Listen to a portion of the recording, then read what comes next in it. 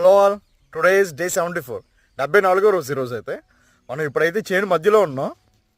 కనిపిస్తుంది కదా,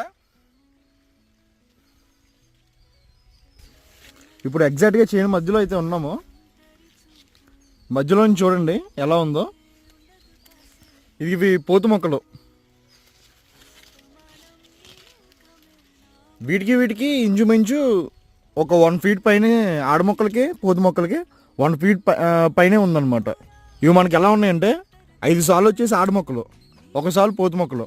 ఇలా ఉండడం వల్ల ఏంటంటే 5 సార్లు కూడా ఒకేసారి కవర్ అయిపోతాయి.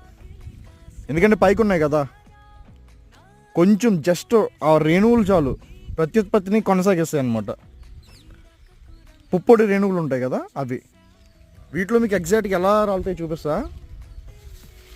ఇది ఇంకా తయారవలేదులే, తయారైన తర్వాత చూపిస్తా ఎలా రాలుతాయో. Okay, bye, thank you.